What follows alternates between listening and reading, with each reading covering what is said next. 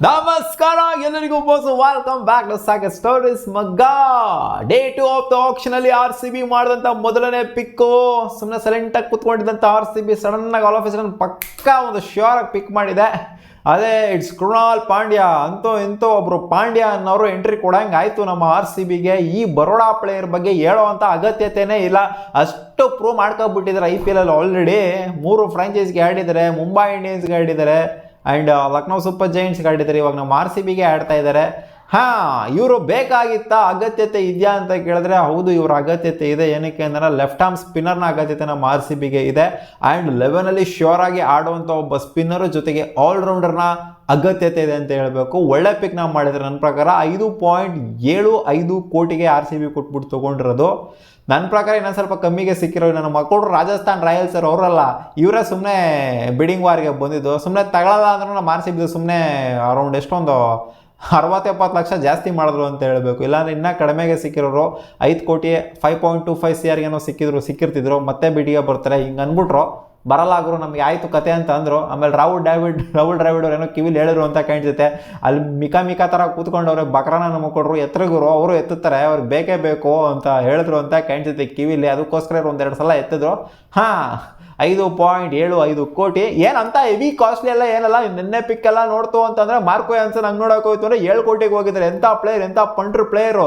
ಇವತ್ತೇನಾರು ನಿನ್ನೆ ಏನಾರು ಆಪ್ಷನ್ಗೆ ಬಂದಿತ್ತು ಅಂತಂದ್ರೆ ಮಾರ್ಕೋ ಯಾನ್ಸನ್ ಯಾವ ಮಟ್ಟಿಗೆ ಹೋಗ್ತಿದ್ರು ಅಂತಂದರೆ ಆ ಮಾರ್ಕಿ ಲಿಸ್ಟಲ್ಲಿ ಅಥವಾ ಇನಿಷಿಯಲ್ ಏನಾರು ಆಪ್ಷನ್ಗೆ ಬಂದಿತ್ತು ಅಂದ್ರೆ ಮಾರ್ಕೋ ಯಾನ್ಸನ್ ನನ್ನ ಪ್ರಕಾರ 15 ಕೋಟಿ ಮಿಸ್ಸಿಲ್ ಆಗಿರೋ. ಡೇ 2 ಅಲ್ಲಿ ಬಂದಿರೋದಕ್ಕೆ ಅವ್ರೆಲ್ಲ ಕಮ್ಮಿಗೆ ಹೋಗ್ತಾ ಇರೋದು. ಇವಾಗ ಪಕ್ಕ ಶ್ಯೂರ್ ಆಗಂತೂ 15 ಕೋಟಿ ಮಿಸ್ಸಿಲ್ಲ ಮಾರ್ಕೋ ಯಾನ್ಸನ್. ಆ್ಯಂಡ್ ಸುಮಾರು ಜನ ಅನ್ಸೋಲ್ಡ್ ಕೂಡ ಆಗ್ತಿದ್ದಾರೆ. ಎಕ್ಸ್ಪೀರಿಯನ್ಸ್ ಇರುವಂಥ cricketers Kane Williamson unsold, Daryl Mitchell unsold, Mayank Agarwal ಅನ್ಸೋಲ್ಡು.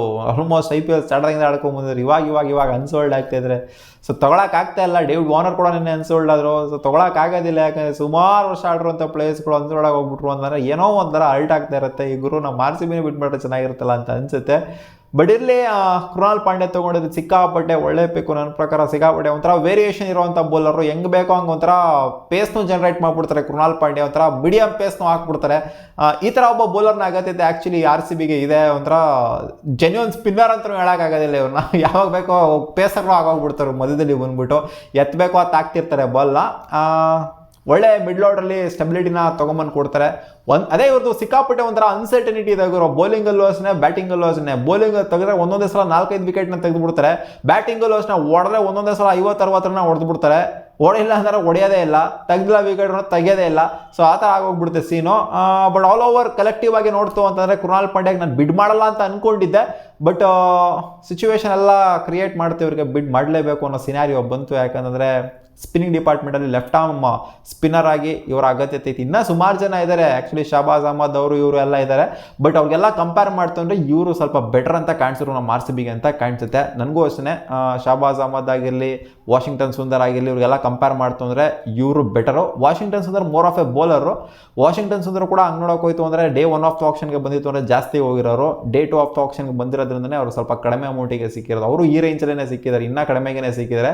But Krunal Pandya Washington ಸುಂದರ್ಗಿಂತ ಒಂಥರ ಬೆಟರ್ ಪಿಕ್ನೇ. ಯಾಕಂದರೆ ಲೆಫ್ಟ್ ಆರ್ಮ್ ವೇರಿಯೇಷನ್ ಇರೋದ್ರಿಂದ ವಾಷಿಂಗ್ಟನ್ ಸುಂದರ ಪಿಕ್ ಮಾಡ್ಬೋದು ಅದು ಇದು ಅಂತ ನಾನು ಅನ್ಕೊಂಡಿದ್ದೆ. ಬಟ್ ಅವ್ರನ್ನ ಬಿಡು ಕೂಡ ಮಾಡಲಿಲ್ಲ, ತಲೆನೂ ಕೂಡ ಕೆಡಿಸ್ಕೊಳಕ್ಕೆ ಹೋಗಲಿಲ್ಲ. ಕೃಣಾಲ್ ಪಾಂಡ್ಯಗೆ ಅವರ ಓಪನಿಂಗ್ ಬಿಡ್ ಮಾಡಿದ್ರೆ ನಮ್ಮ RCB, ಓಪನಿಂಗ್ ಬಿಡ್, ಎಂಡಿಂಗ್ ಬಿಡ್ ಎಲ್ಲ ನಮ್ಮ RCB ಇದ್ದೇನೆ. ಆ್ಯಂಡ್ RTM ಕಾರ್ಡ್ನ LIC ಅವರು ಬೇಡ ಆಗಿರೋ, ನಾವು ಯೂಸ್ ಮಾಡಲ್ಲ ಆಗಿರೋ ಕೃಣಾಲ್ ಪಾಂಡ್ಯ ಮೇಲೆ ನಾವು ಯೂಸ್ ಮಾಡಂಗಿರೋ ರಿಟೈನ್ ಮಾಡ್ಕೊತಾ ಇದ್ವಿ ಅವ್ರನ್ನ ಅಂತ ಪ್ಲೇಯರ್. ಅವ್ರನ್ನ ಏನಕ್ಕೆ ಬಿಡ್ತಾ ಇದ್ವಿ ಅನ್ನೋ ಥರ ಆವಾಜ್ ಹಾಕಿದ್ರು.